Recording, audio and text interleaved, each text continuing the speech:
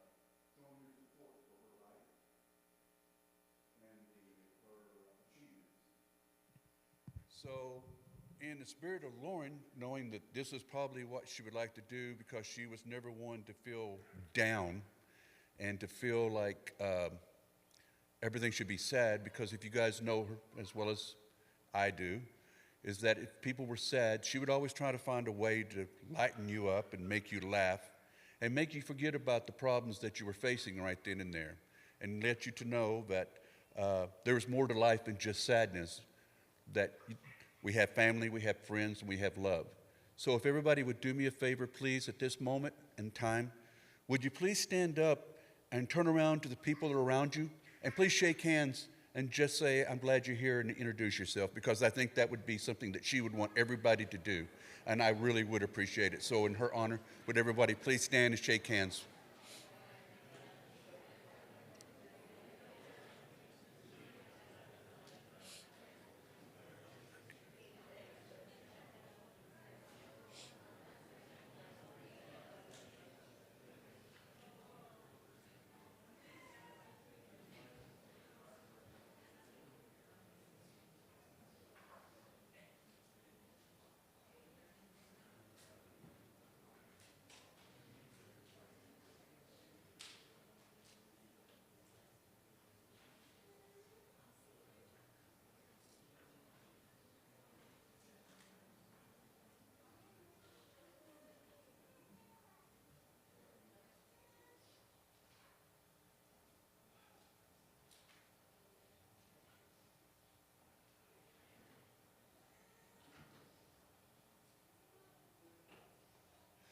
Thank you very much. I really do appreciate that. I think the person who probably appreciates it the most will probably be her.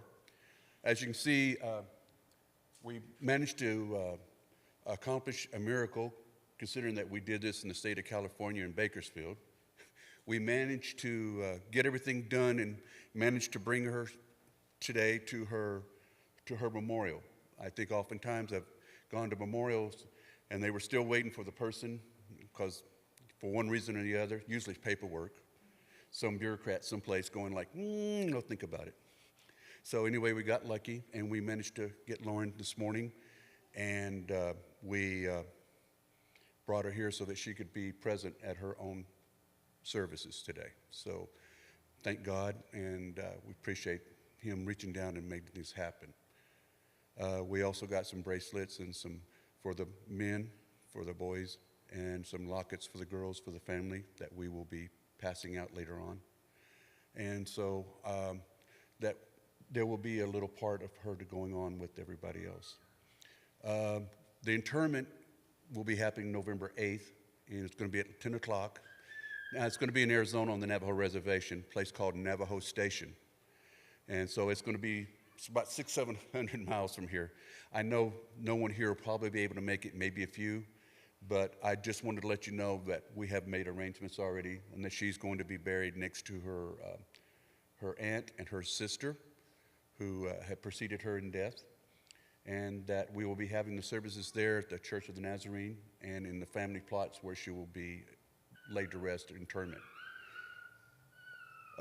That being said, I sometimes wonder, how do you honor somebody's life?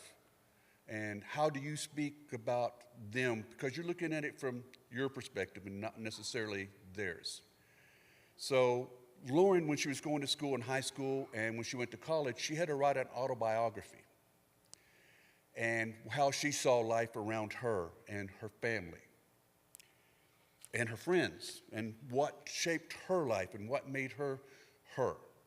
So I managed to, because of Kevin found one of these, I decided that we would read her own words about her own life. And we have some kind of phrases where she's actually said some really kind of funny things about life growing up. She says, "My name is Lauren Silversmith. I'm a Native American from the Navajo tribe in Arizona. I am the oldest out of 2 girls and 2 boys. I'm the happiest person of people who complain a lot, and I have big plans for life. I'm the nicest person when I need to be. I'm the smartest kid who used to be called dumb. I'm the least shallow person you will ever meet. I'm a college student who looks like I should still be in high school. I'm the kid who screwed up and made every mistake and made a promise to not do it again, go down that path again. Some of my characteristics are being lovable, fun, athletic, impulsive, and talkative. I think everyone knows that, knowing her, that is probably very, very true of her. She says, I was born in Fort Defiance on March 6, 1994. My clan is called the Coyote Pass people. I love to travel with my family, and she did travel a lot. We are always going someplace, from San Diego to the Navajo Reservation in Arizona and New Mexico. I enjoyed playing sports like football, basketball, softball, and now I'm trying golf. I'm honest, caring, driven, and lazy lots of times. She was proud of her family. She says, my family is friendly, loving, and caring group.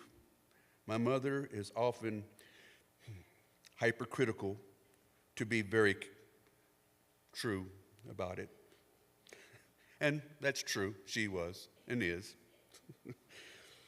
She says she is very protective of our family and a caring mom. She's very protective of our family and she works as a CNA doing things and giving people to ill patients. My dad is called jokingly our Mr. Know-It-All, because most of the time he knows the answers to the questions before we ask them. He was an officer in the U.S. Army serving time overseas. He works as an EMT for Hall Ambulance. I have 3 younger siblings, 2 brothers and a sister. They, like me, are spoiled by our parents, who love us very much. We're a close-knit family. Her goals are simple and require a lot of work and constant diligence, but she knows that she would do it. So she did go to BC. She managed to get an associate's degree, working on it. She loved photography. She loved her friends and her family. All you had to do was ask, and she would be there for you. And I don't know, how many people here, raise your hands, if she ever reached out and helped you when you needed help the most, when you were there. I think all of us. I know me. I think the one thing that she did say is that she learned to play football, and I got to give her credit. She was very athletic. She was like her mom. Her mom always wanted to play football with the boys, but she never got to because her family didn't want her to. They're afraid she'd get hurt. But her mom is probably one of the toughest people I've ever met in my life. She does things that I could never do. She said that her mom and dad wanted her to play sports, wanted her to do something, anything. It didn't matter what, just do it. But being a Wagner and a Silversmith, if you started something, you finished it. You never gave up and you never quit. And that was her motto in her life. She started playing football for Stein Elementary when she was in the 5th grade. She went out for the team, and when she did, she was the only girl that went out. Her coach, thinking that she was only doing it to get attention, didn't pay her much attention. But every day, she kept showing up. Every day, she kept trying. And they started off with 30 people, but by the time they got to the season, they had lost most of them, at least half. She said their team wasn't doing very well, and she was mad because she was better than some of the people that were getting to play. Said her coach was really good at running offense, but horrible at running defense. And that's when my dad volunteered to help coach and run the defense. My dad gave us all a chance, and he was very critical of how we played. He wanted speed and said he would get on to us whenever we did something wrong, including me. He said, suddenly, guys that weren't getting to play, like myself, were getting a chance to start and play. He said, we were fast and we were quick. We weren't big, but we were always fast and we always swarmed. Our season turned around and we made the playoffs, the first time that Stein Elementary had ever made the playoffs. I was so proud.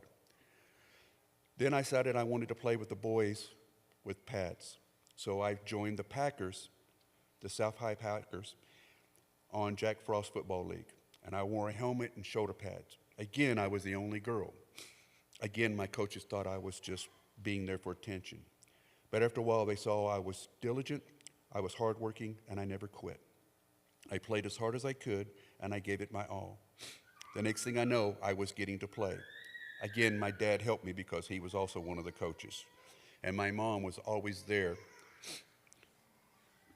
helping us and bringing snacks and water and being on the sideline to help us. I learned a lot from playing football. I learned sportsmanship. I learned cooperation. I learned to depend on other people around me and never to put someone down, but when they needed help, be there for them. I have lived my life this way, and I hope to continue to do so. I think her autobiography kind of explains it all. I don't have to put anything else in words. I think she put it herself. And all of you who know her and saw her and knew her life would probably agree. So today, I'd like to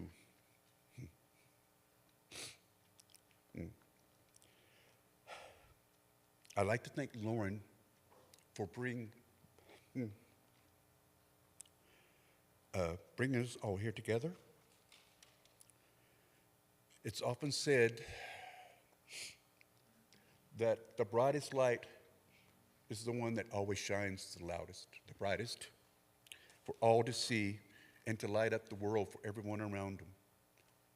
But often, unfortunately, those who burn the brightest often burn out before everyone else. And in her case, I think that's true. She was so bright, she was so caring, and she lit up the room. And sometimes I think God puts these people in our lives for us to learn something, because we always learn. Whenever you meet someone, you learn something from them, and they learn something from you. So closing, again, thank you for coming, for being here with us, and for sharing your memories and celebrating the life and the times that was Lauren Kaye Silversmith. Thank you.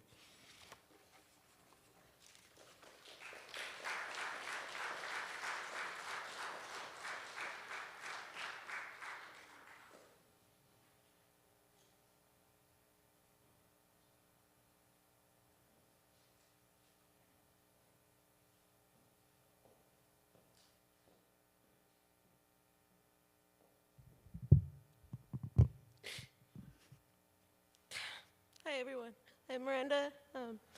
Lauren was my best friend. She was actually my sister. Her family was my family. We met when we were 18. We actually went to the same high school. We just never talked or anything like that until after high school. She ended up being the light of my life. She took care of me. Her and her family took care of me when I needed them the most. Either when I was having family problems, when I was going through my boy problems, they were always there for me. Especially Lauren, always an ear to hear. Sorry.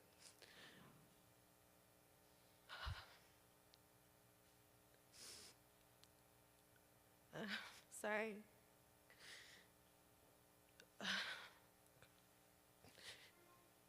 It's really hard.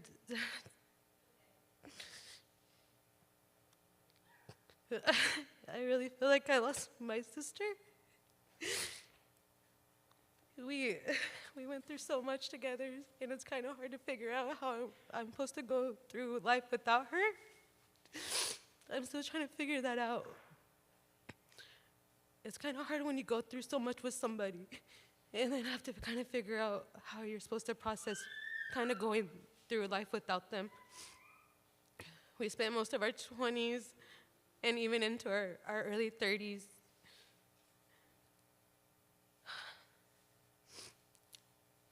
I don't think I'll ever have a best friend the way that she took care of me.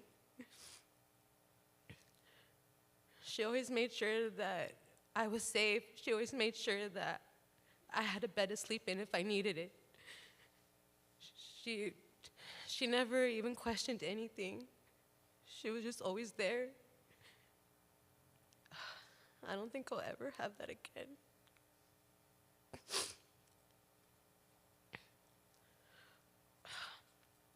Sorry. But she was an amazing person. She always made sure to tell you how much she cared about you. She always made sure that, she always just made sure that you were good. She always made sure before I left to tell my fiance, you better take care of her.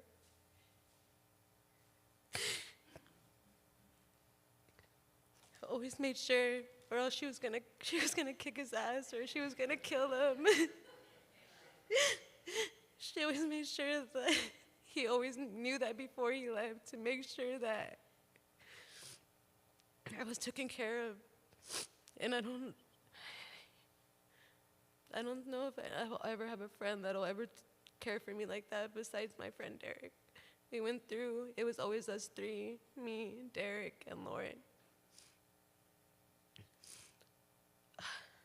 But I just hope you guys all remember the light that she brings to you guys, and hopefully the memories stay with you guys. As you can see, we had a lot of memories together. So, but I really hope you guys remember those and just the great person that she was. But thank you.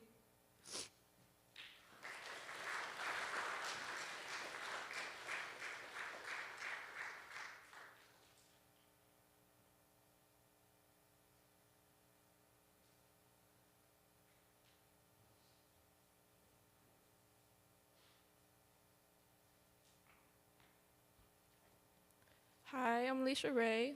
Lauren was my big sister. First of all, I'd like to thank you guys all for coming. A lot of more people than we thought showed up, and I appreciate you guys. I would also like to thank my parents,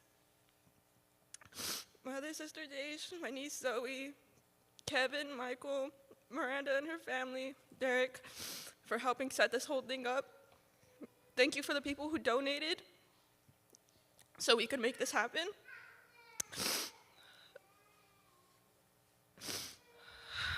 I would also like to thank my sister Lauren for taking care of me and my brothers, our little brothers, James and Bobby, who couldn't be here today, but he loved her so much. When things were hard, she would always take us outside the house, get us food, just bribe us with things to make us happy. She loved giving people stuff, and she knew that was way to our hearts.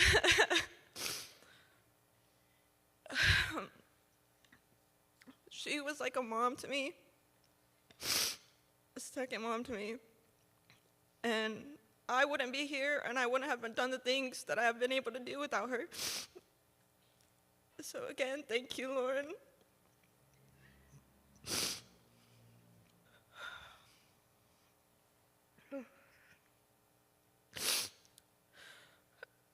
I can always count on her when I was in a bad spot to call her. She would listen to all my problems, details and all. She would always threaten to kick someone's ass for me. There's just the type of person she was. She was not afraid. So again, I just really, really appreciate her, and I love her so much with all my heart. And I could never, ever ask for a better sister than Lauren.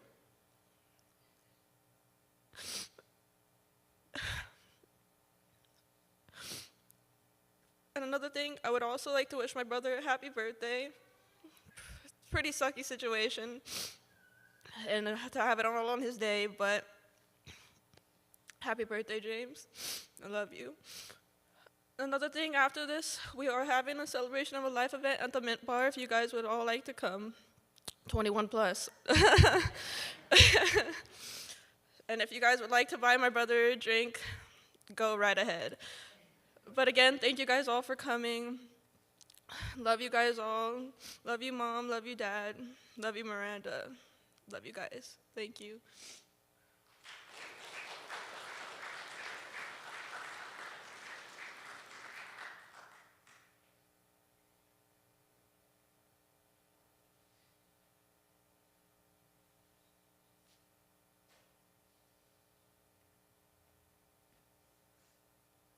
Hello, everyone. Thank you for coming. I'm Lauren's mom.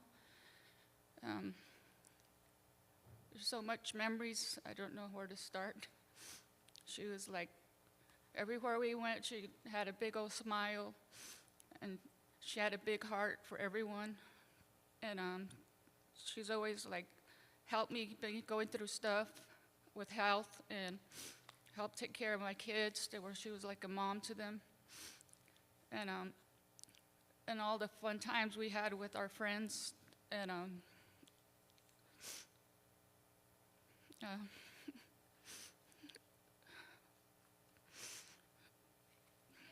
she has just gone too soon. I mean, but she's in a better place.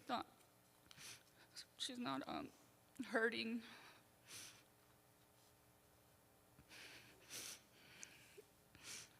I just miss her laugh.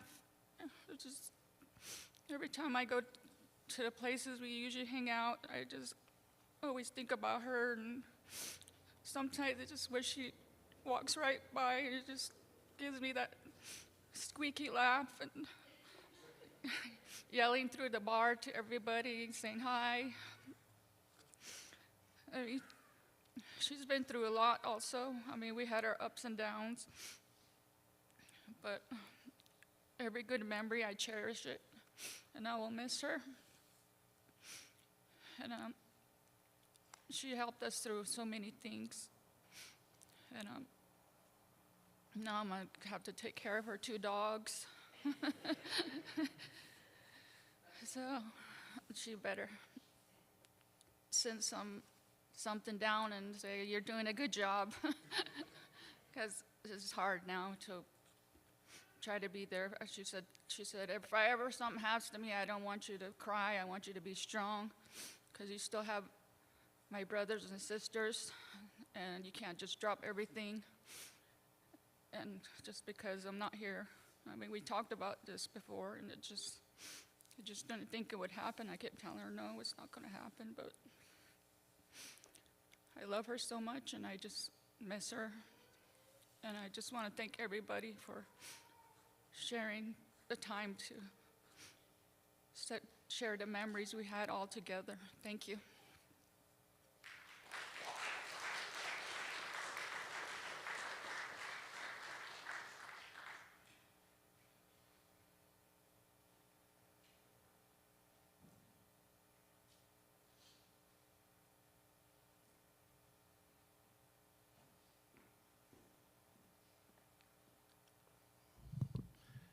Thank all y'all for coming. Appreciate it.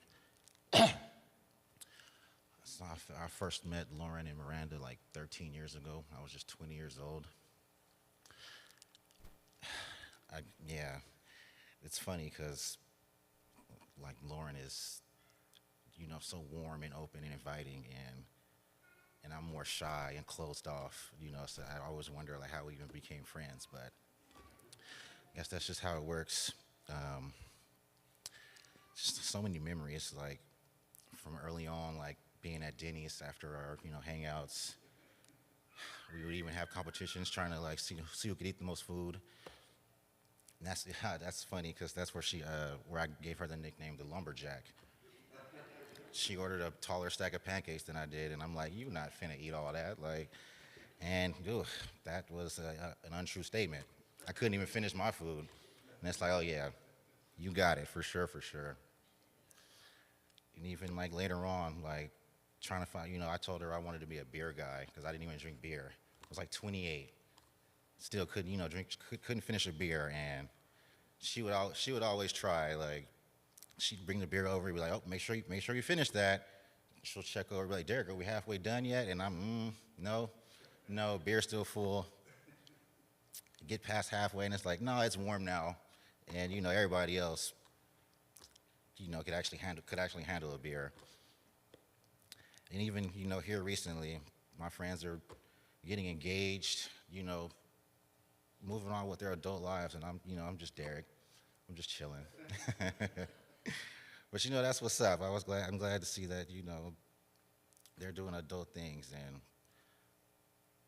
I'm glad to be a part of their lives. We were the three musketeers. We still are. We're always going to be. I love Lauren with all my heart. She's going to always be here.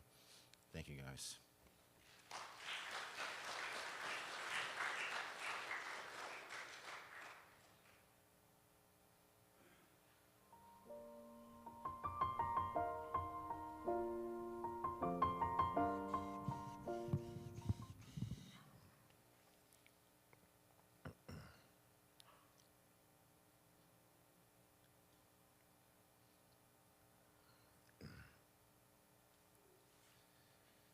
Well, thank you for everybody for coming, and just a few short words for Lauren that most of you already do know, that if you were a stranger to her at one point, the time that you did meet her, you weren't no longer a stranger to her, because she opened her arms to anybody And she was a loving person for that.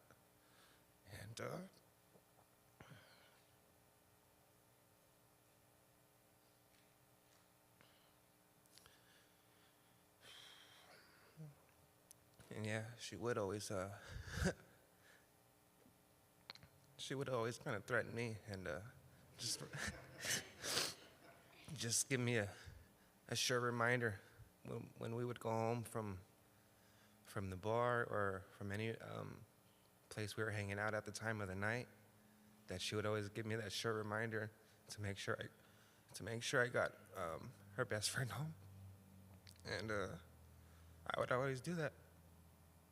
And it's a little hard to think that, you know, everybody that did know her, she's not here no more. And like Jim and Shar said, it's just kind of when you guys go about your day and you just out of the nowhere, you know, you get a memory or a familiar voice or a sound or just something that kind of reminds you of Lauren. And it's all hard for all of us, I understand, but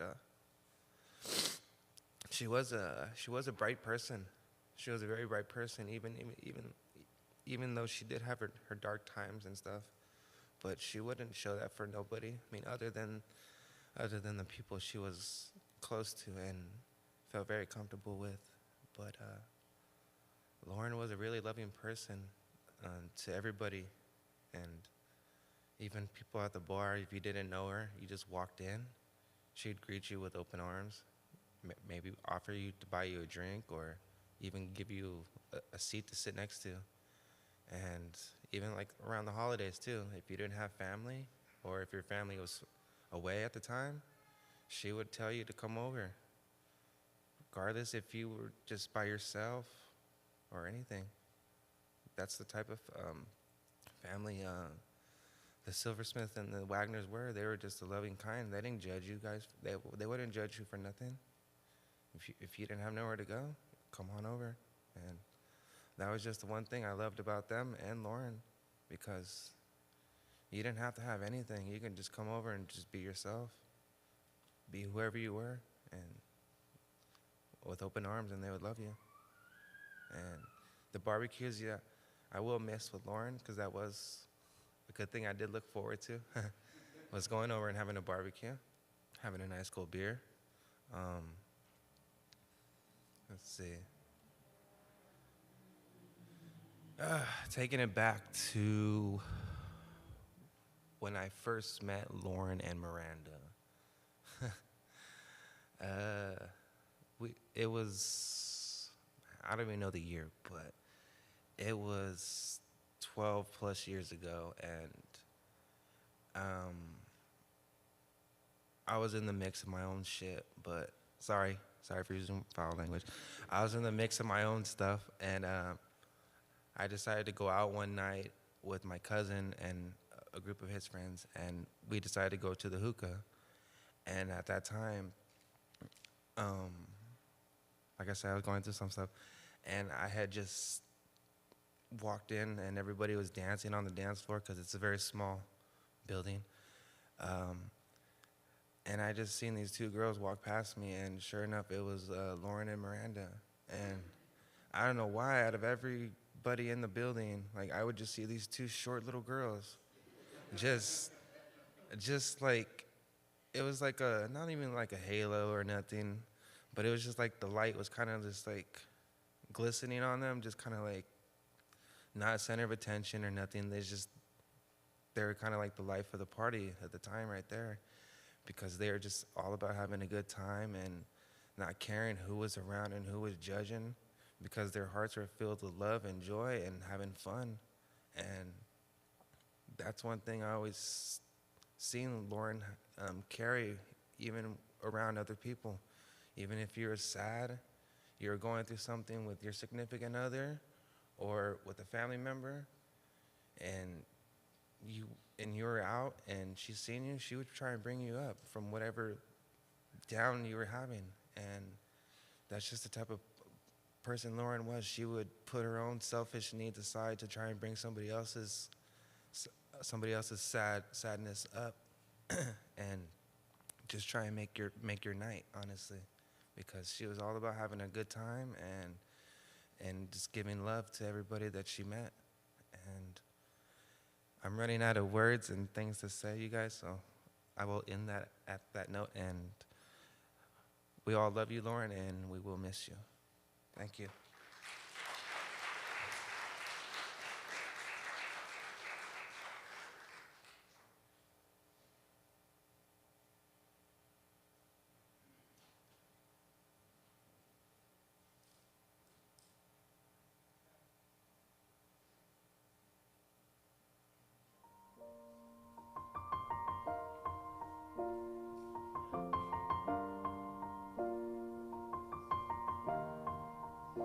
It's been a long day without you, my friend, and I'll tell you all about Hey it guys. when I see you For those of you again. that don't know me, my name's Kevin. We've come a long It's Laura's fiance.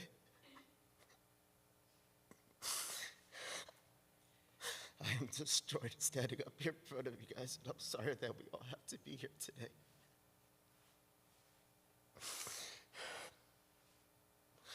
Me and Laura met when we were 14, 15 years old.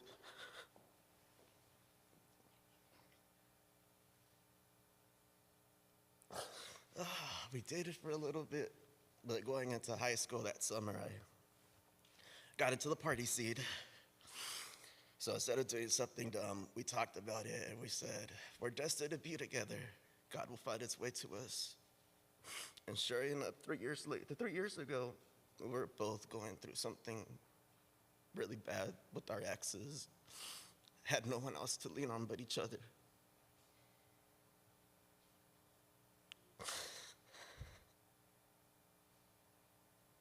I loved her so much. She was more than my partner. She was home. I spent 3 months in a hospital chair, sleeping next to her, holding her hand. Sleepless nights, crying, begging God, please save her. Not just from her sickness, but save her soul. Forgive her for all the stuff that she has done. A lot of you guys know the party Lauren, the Lauren that went to the bars, the down Lauren for everything. She wasn't like that anymore. You could ask the bartender, she stopped going to the bars. I'm sure she still drank at home, but she wasn't out partying, doing the stuff that she was doing anymore. There was many nights she'd wake me up out of my sleep, dead sleep, crying. Baby, teach me how to pray. Show me how to talk to God.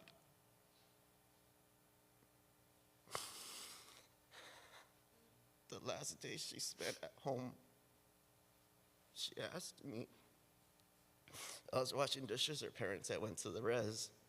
She had asked me, could you put a chair out on the porch? She was in the hospital for 2 months, didn't see the sunlight for 2 months. She sat on that porch for 3 hours, just soaking in that sun.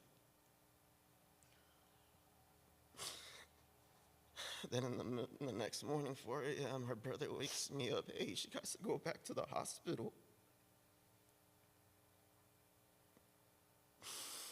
It got so bad to where she couldn't breathe on her own. They had to incubate her still every day. Wake up every morning, shower, sit next to her bedside every day, holding her hand, making sure she wasn't alone. She was never alone. And they finally woke her up, and the first thing she said, I'm sorry I missed your birthday. Baby, my birthday's not till next week. She goes, oh, okay, good. And she was so sorry. She said, I'm sorry I couldn't get you anything for your birthday. I'm sorry we can't go to the fair. And I told her, baby, all I want to do is just hold your hand for you to tell me happy birthday and that you love me. That's all I want. We got good news the day before that, oh, she's doing better. We're going to take her out the ICU, but we're just going to keep her overnight. We're going to keep her for today and tomorrow, but she's going to get out the ICU. My birthday comes around, I'm right there. We're the whole day just spending time out there to the when they kick me out.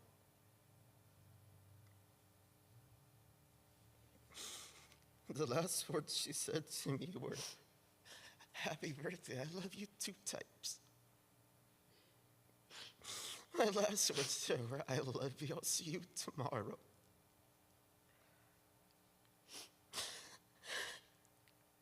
They put her to sleep that night because she got bad. And that's the last time she was awake. The last words she ever spoke were, "Happy birthday, I love you."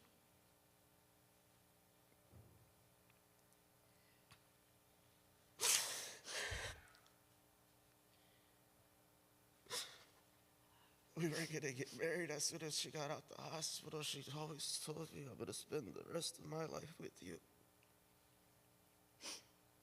That wasn't supposed to be October 1st.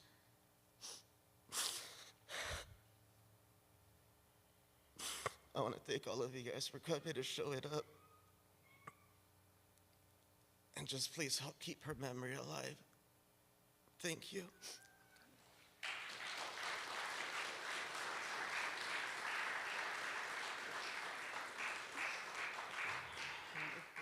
Thank you. My mom wants to say a few words as well, if you guys don't mind. Hi, everyone. Thank you for coming out and being here with my son and Lauren's family. I appreciate every single one of you guys. I just want to say that all of you guys got to know the party, Lauren. She had a great heart, and she was an awesome person, an awesome human being. When I met her, there was something in my heart for her that I can sense, and I sensed a lot of pain in her. I got to know the hurt Lauren. She poured out to me a few times, and I gave her words of encouragement. I encouraged both of them to go to church, speak to God, seek God. And I was always talking to her about God and how God had a plan for her and for my son.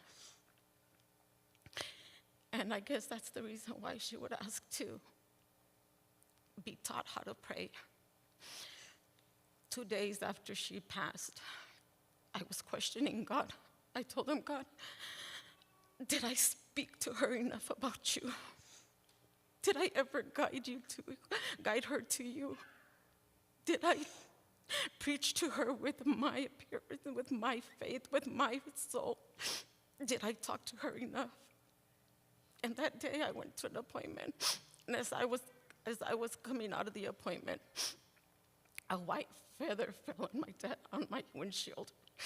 That white feather was not an ordinary feather. It was a fluffy white feather. And to me, that was God telling me, she is with me. She is with me. She gained her feathers with me.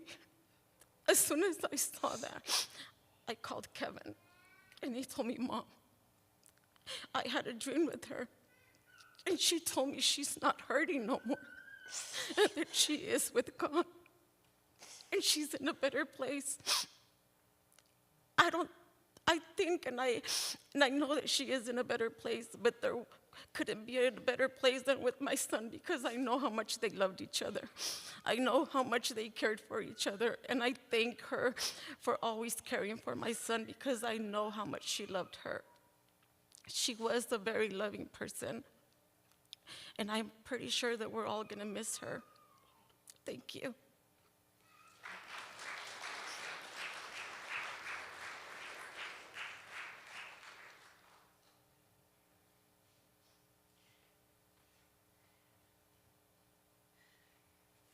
Hi, I'm Brandy. I don't think y'all know, I knew Shar and Jim way before Lauren came along.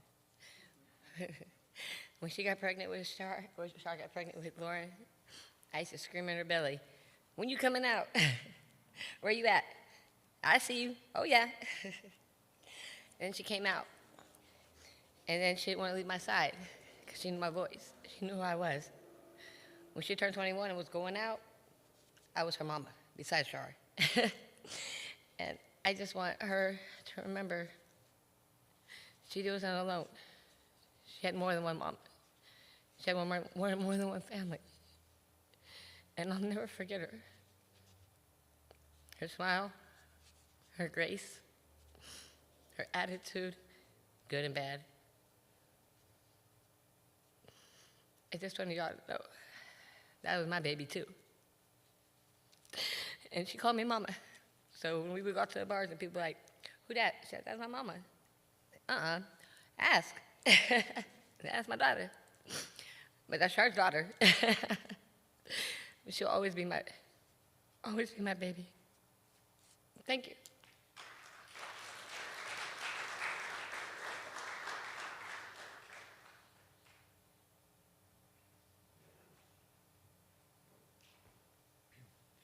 Hello, everyone. My name is James. I am Lauren's brother. I just wanted to say thank you again to everyone for coming out here. It really means a lot to me. Thank you for the people who donated. I want to thank Mom and Dad for raising Lauren the best that she can be, and to the people that we all know her and love her for. And I just wanted to say that I'm a little nervous here. Lauren taught me that even in the moments that when we fall down, we screw up, and we sometimes fail, that our failures don't define us, that they make us stronger because we push forward because of them, despite the failures, to become the best versions of ourselves that we can possibly be. And I like to think Lauren inspired a lot of you here today to be the best that you can be. I know she inspired me to be the best that I can be, regardless of whatever past things that have happened in my life, whatever negative outcomes. She taught me to look on the better and brighter side. And I was the one who decided for this to be today on my birthday, so I don't feel too bad. I didn't want to be sad that she wasn't here for my birthday. So I'm actually very happy that this is today on my birthday, because for one last final time, she is here for my birthday. And I'm very happy and grateful that we could have had this on the day. I'm grateful everyone could come out. I'm grateful to the people here who could come out, set this up. I'm very sad for the people who couldn't make it and couldn't make the time. I know they love Lauren deeply. It's just, somehow some things in life turned out. But Lauren taught me it was okay to screw up, and she taught me to love others and see them for who they truly are, not for their shortcomings, not for how they seem and appear, and to never judge other people, and only judge them by their hearts, not by the cover of their book. So thank you everyone for coming.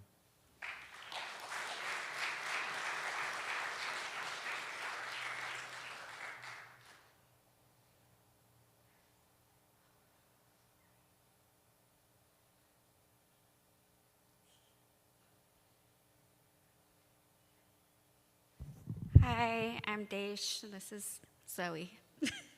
I am Lauren's bigger sister. Lauren was a pain in the ass when she was little. She was a spoiled brat. She was so spoiled. She was spoiled by our parents. She was spoiled by Michael. She was spoiled by Miranda, Derek, us. But in turn, she spoiled everybody else.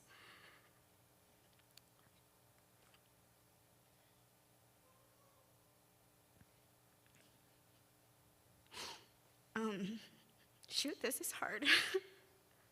I feel you guys, everybody that was up here before me. So, I know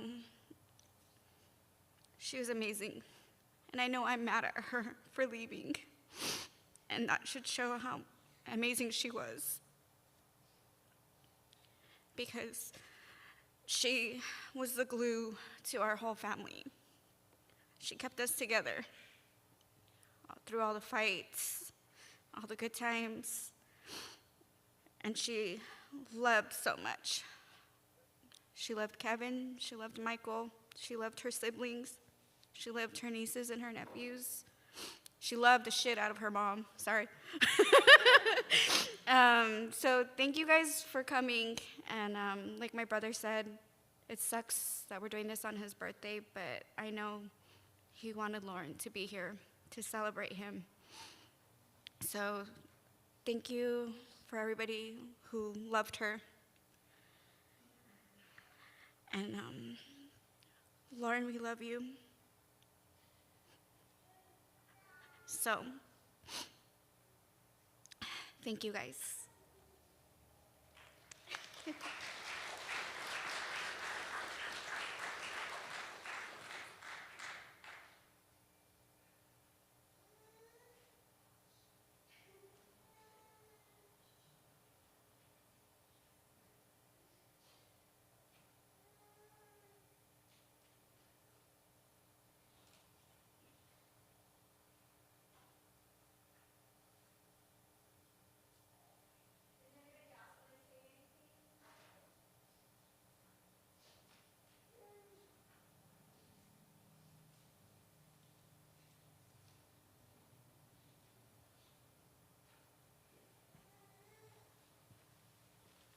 Hello, everybody. I'm Jacob Kelty. I work with Lauren, and I just wanted to come up here and say how much of an amazing person she was. I've only known her for 10 months, going on to 11 months with the company, and I could say that she was the first person I talked to when I showed up for work. We had a meeting, and I didn't know who to come next to. I didn't know who to talk to.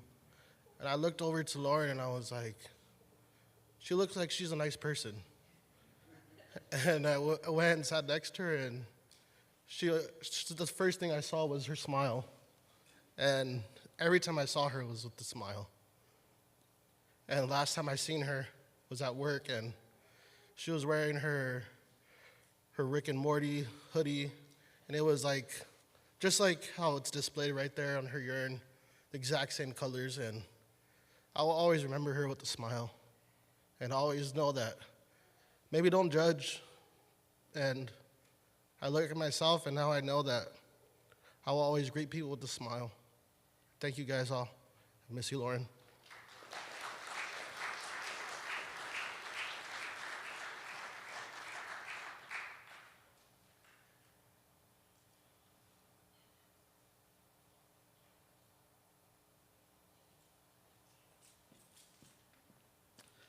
Hi guys, I'm Mario. I was her favorite bartender. We're all talking about memories and how great she was, and yes, we very much established that. Family, friends, coworkers, siblings, she loved everybody equally.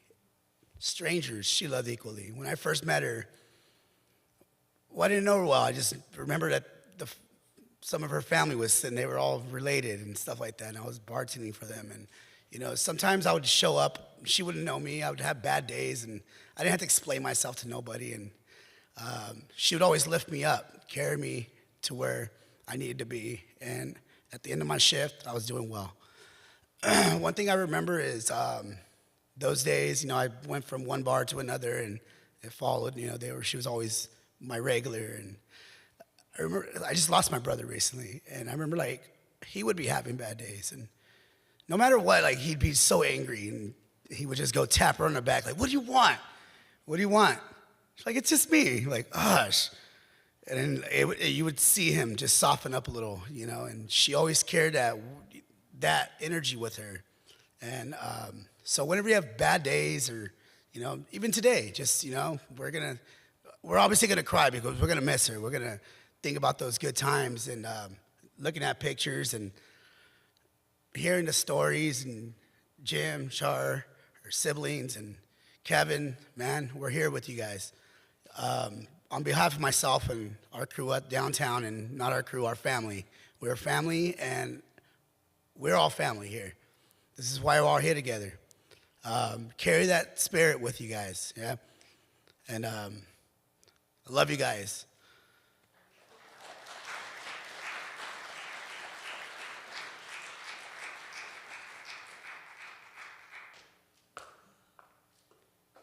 Hello, you guys. My name is Dre. I'm a friend of Miranda and Derek's. I just want to start off saying that I've been knowing her for so many years, man. I started off working at Walmart. That was my first ever job. And I just want to say that I had met Miranda there first. You know, I met Miranda before I met Lauren. And Miranda told me, she said, hey, you know, we became friends. And she said, I got this friend I want you to meet. And I was like, okay, you know. So I met her one day. She came to Walmart, and ever since then, I've seen two people that would just bright up the room, man. And it was the best feeling, man, because I would look forward to going to work. And then once I get to work, I would look forward to getting off, because I know you mentioned the hookah lounge. We would go there. We would go to all over the place, the parks. We would go to Jack in the Box, Denny's, you name it. We went all over the place, and these are the best memories that I will always have and keep in my heart. Oh, man. And I just want to say that when I met Lauren, she was the same as Miranda. It was just two pots in a pea. They were just the same people. Like, you know, they were good people. And I will always let people know, like, if you knew me, you knew them. You know, that's my family right there. And they will always be my family. I love you guys, all right?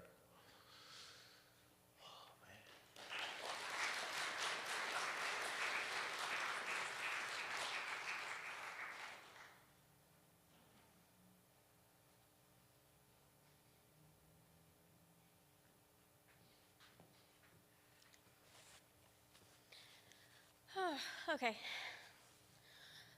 My name is Molly. I have been really good friends with Lauren since I met her downtown at the Mint. It was about 4 years ago. We became fast friends. And it's funny. 3 of my best friends, they all share the same birthday. Lauren, Megan, and Katie. And just when the 4 of us would get together, it was always fun. And she could, man, if you've ever been to the Mint, you know it's really dark in there. She could light up that whole bar.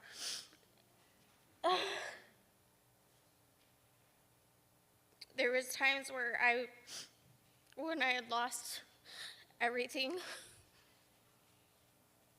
and to distract me, she invited me over to go spend time with the family, Miss Shar and Jim and everybody. And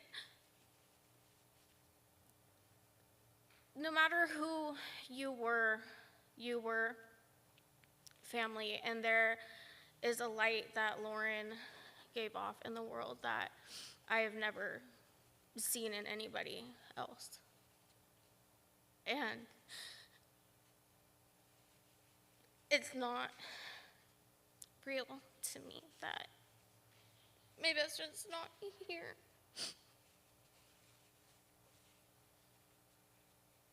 I last talked to her the day before my birthday, and I told her I was so happy that she was busting out of the hospital, and she said, "Me too, boo."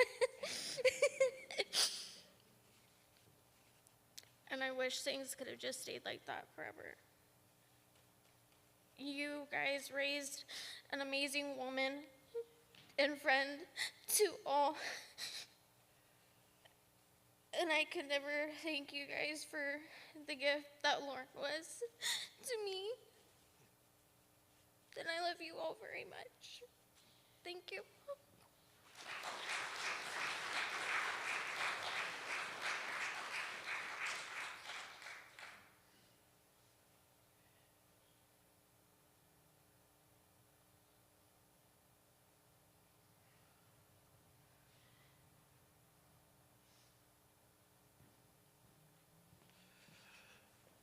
Oh,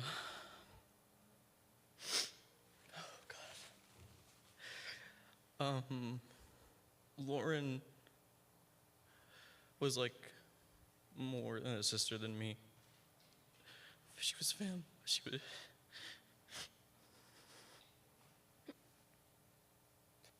She was family.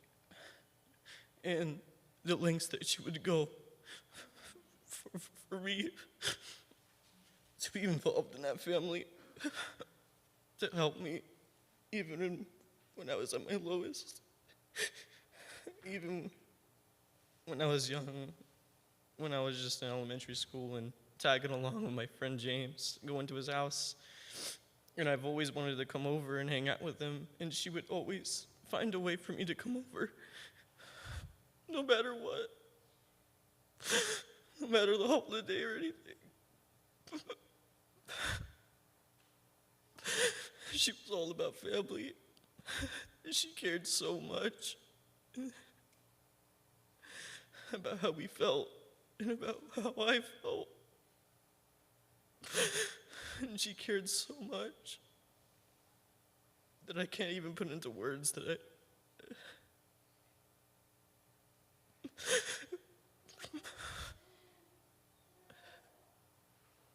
She was there for me when I was at my lowest, when I didn't know where I wanted to go, who I was, or what I wanted to become. Not knowing who I was and afraid who I was, she opened up and talked to me. She opened up in a way that it finally felt like someone understood how I felt. And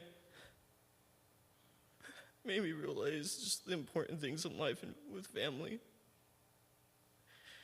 And even though can be all the drama and all that stuff that can tied into that, no matter what, she still came to you and still said, I loved you, and still cared about you. Thank you.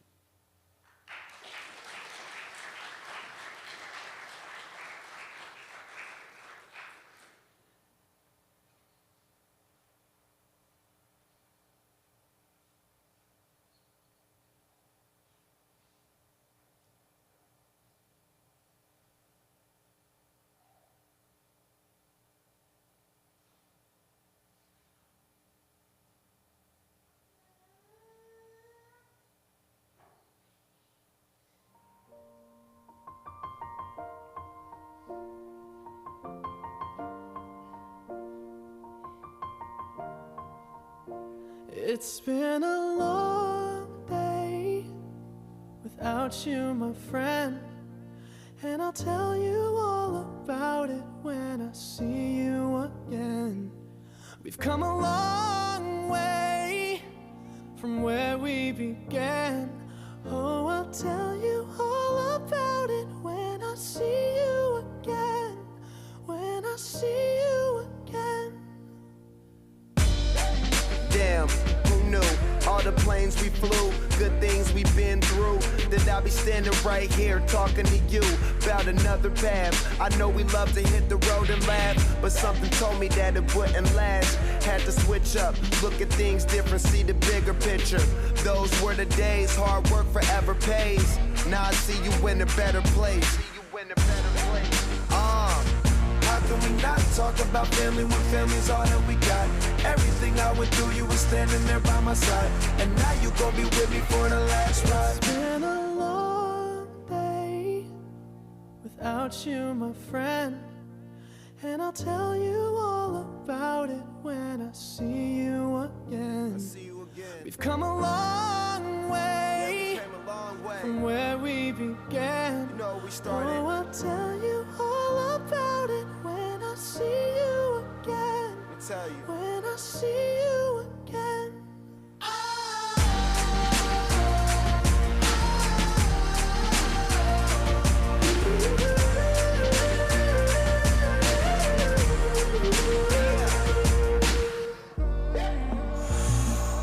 First you both go out your way and the vibe is feeling strong, and what's small turn to a friendship turn to a bond, and that bond will never be broken, the love will never get lost. And when brotherhood come first, then the line will never be crossed. Established it on our own when that line had to be drawn, and that line is what we reach, so remember me when I'm gone. How can we not talk about family when family's all that we got? Everything I went through, you were standing there by my side, and now you gon' be with me for the last ride. Let the light guide your way.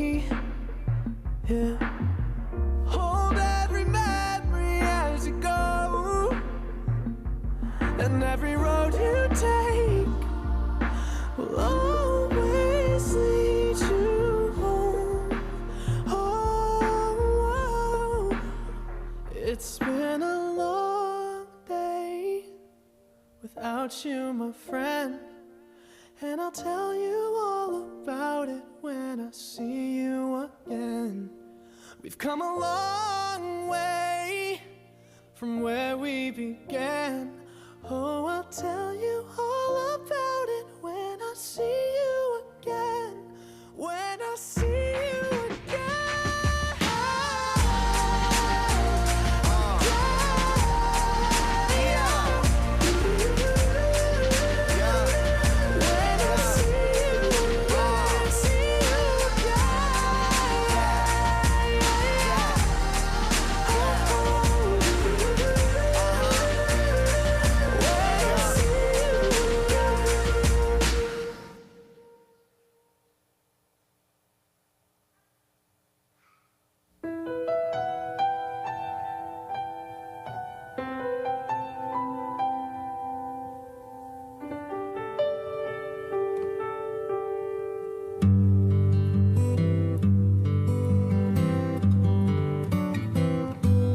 Looking back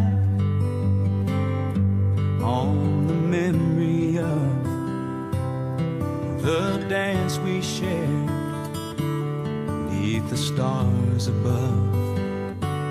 For a moment, all the world was right, and how could I have known that you'd ever say goodbye?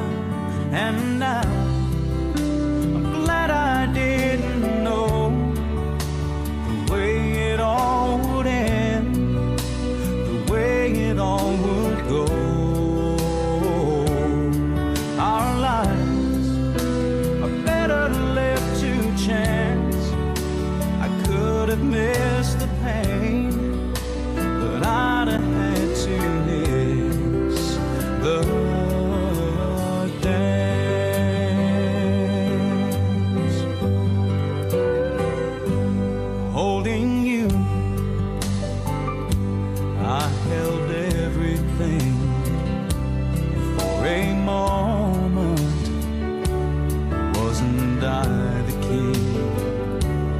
if I'd only known how the king would fall. Hey, who's to say? You know I might have changed it all. And now I'm glad I didn't know the way it all would end, the way it all would go. Our lives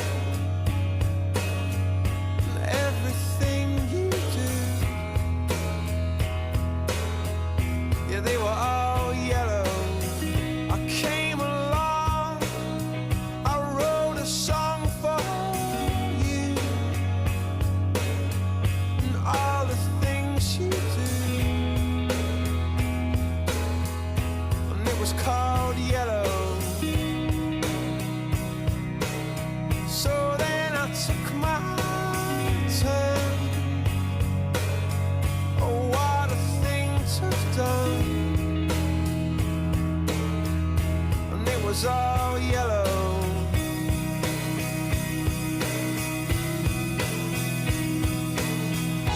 Your skin, oh yeah, your skin and bones turn into something beautiful.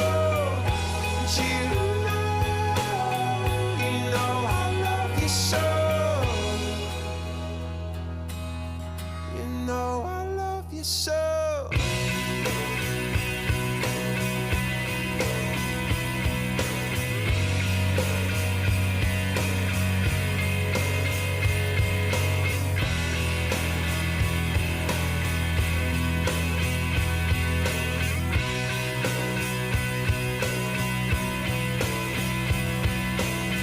I swam across, I jumped across for you. Oh, what a thing to do. 'Cause you were all yellow. I drew a line, I drew a line for you. Oh, what a thing to do. Your skin, oh yeah, your skin and bones turn into something beautiful. And you know, for you I bleed myself dry. For you I bleed myself dry.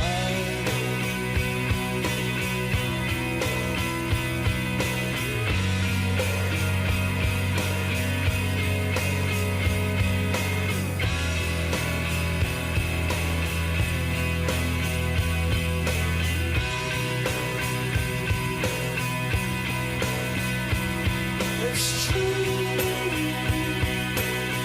Look how they shine for you. Look how they shine for you. Look how they shine for you. Look how they shine for you. Look how they shine for you.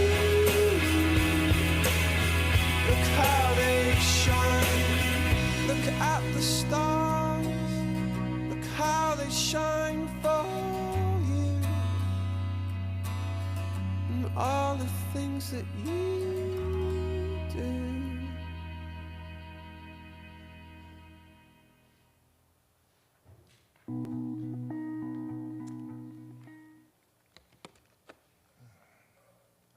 Keep you guys very long. Give me about 5 minutes. I was talking to Jim, and I never met Lauren, but listening to you guys, she sounds like an absolutely amazing person.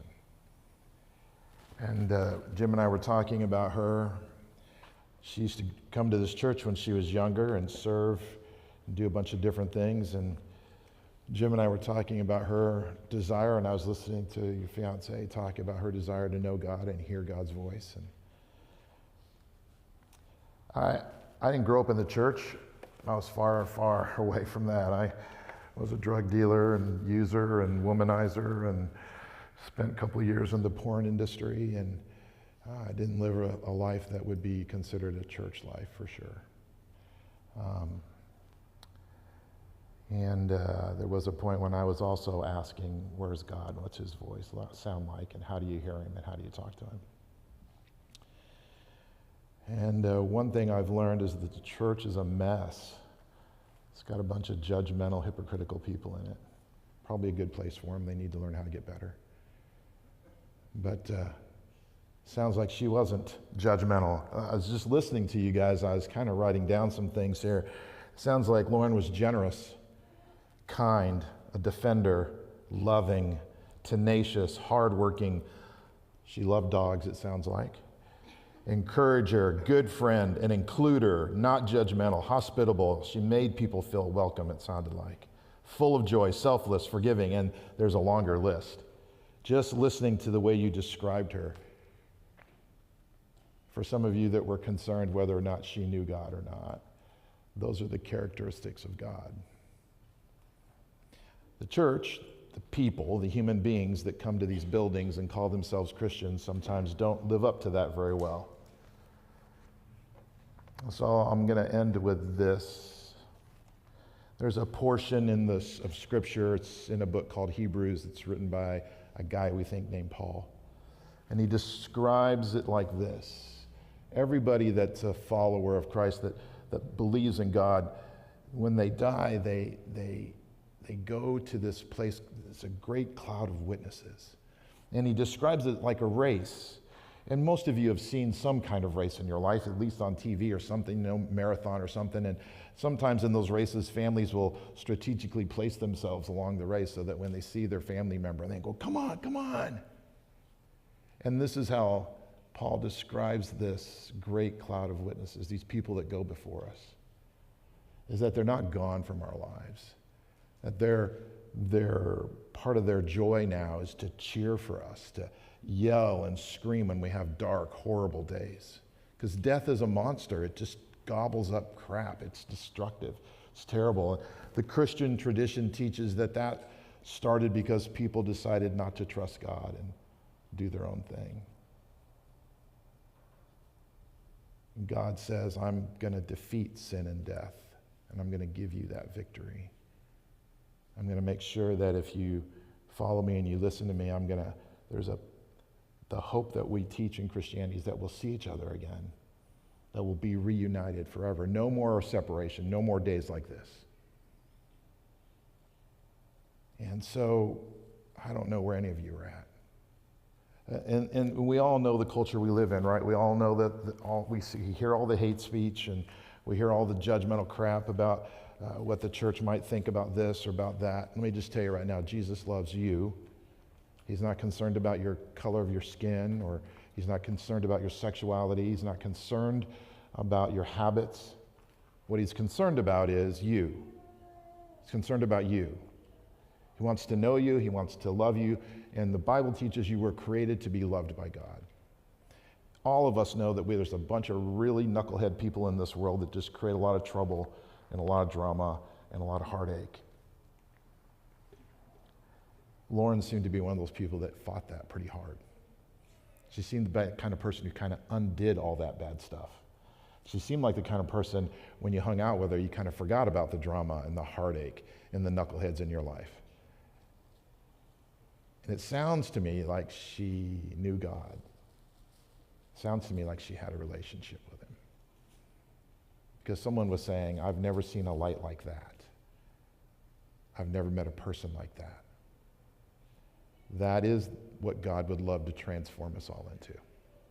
He'd love to get inside us and help us with our baggage and our scars and our wounds. He'd love to help us find healing and hope and life again. And he'd love to turn us into the kind of person that brings hope and laughter and inclusivity and connectivity and all those things that sounds like Lauren brought to the table. So I'm just telling you. I'm not telling you that Jesus says go do whatever you want and he'll be okay with you. I'm not saying that. Most of us don't agree with that. What I'm telling you is, he's not concerned about your crap. He's concerned about you. So don't let your junk get in the way of talking to Jesus. And he's as patient as anybody else. I had a lot of crap when I came to him. A lot.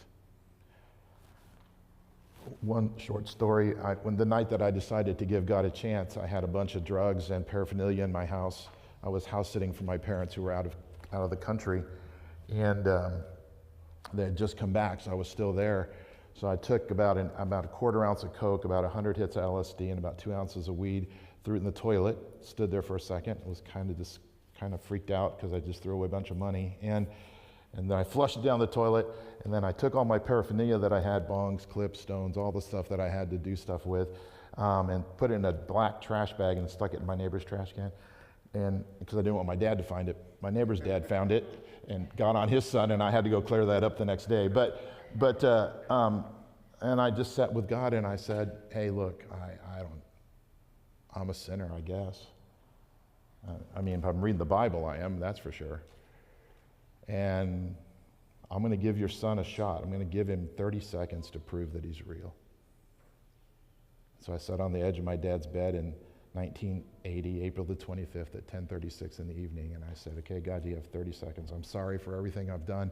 Please forgive me, and if you prove to me that you're real, I'll follow you the rest of my life. Obviously, something changed. I'm still here. I'm still doing this 40-some years later, 45 years later. I'm just telling you. I didn't have to do all that, by the way. That was my understanding. I wanted to try to get clean for a perfect, holy God, which was impossible. He didn't care if I had all that stuff in my house still. He didn't need me to clean up. He just needed me to trust him. So, it sounds to me like she had met God at some point, and he transformed her into someone who was loving and kind and gentle and inclusive and laughed, made you feel loved, made you feel heard, made you feel understood, came to your side when you needed defending, brought you into her family, invited you in. She was hospitable. She made people feel welcome. Man, my heart would be that all of you would be those kinds of people. I don't know, maybe you already are. My heart is just saying, if this many people in Bakersfield would pursue that, man, this town would be different. So let's not worry about people's sexuality. Let's not worry about people's habits. Let's not judge people and put people into boxes. What God asks us to do is to try to love each other, care for each other. I trust God enough to be able to talk to you and say, hey, this is something I want out of your life, or this is something I want in your life. I'll leave all that up to him. If you're seriously trying to hear him, he'll talk to you. So, I'm going to close with that. She sounds like an absolutely wonderful human being. I cannot wait to see her face to face someday. That is the hope that we have in Christianity. If you want to and need to, you want to come up here and look at pictures and kind of reminisce, or there's some in the back out there as well. Make sure you sign the guest book if you didn't do that so people know you were here. And then go to the Mint, have a drink, laugh, tell stories, laugh, cry. Bring her into that moment and be like her. Invite her in and share with her everything that she meant to you by telling the stories to everybody else. So I'm going to pray and we'll be officially done. You can stay as long as you want to look at this stuff and talk and hang out. I'm not rushing anybody out of here. I got nowhere else to go tonight. So let me pray and we'll be done. Father, I don't know anything about anybody else in this room except myself. I know that I still have a lot of things that I struggle with, things that I know you're not happy with. And I know that you continually working in me and teaching me and calling me to be more like you and less like my old self. So Dad, just help me to be more like you. Help people to see who you really are through my life. You did it through Lauren's life. You let people see what you're like. You showed all your character traits through her. It's amazing. I just pray, Father, that some people in this room, if they haven't, would give you a chance. And for those that have, would they feel just a little bit more encouraged? Father, help us to love each other and care for each other in the next days and weeks and months as we grieve the loss of someone who means so much to us. In your name I pray, Jesus. Amen. Peace and grace, guys. Go hang out, come up here, talk, shake hands, come hug the family, whatever you think is right for you to do. Oh, yeah, Jim wants to come up and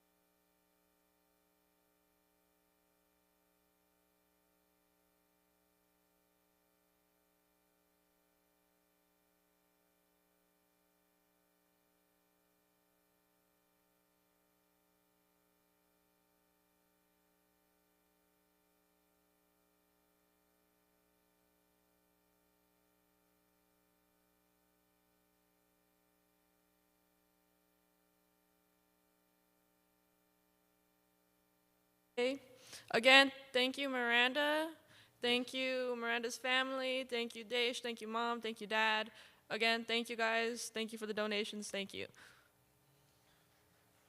I just wanted to say thank you, so thank you, everyone. Miranda, thank you so much for all the hard work you did and for putting this together. You, your parents and your sisters and stuff, everybody in your family. Drew, thank you guys. Derek, Isaiah, thanks for coming and sharing. Randy, guys that all came up and said something nice about her. I really do appreciate it. So thank you very much. I clap.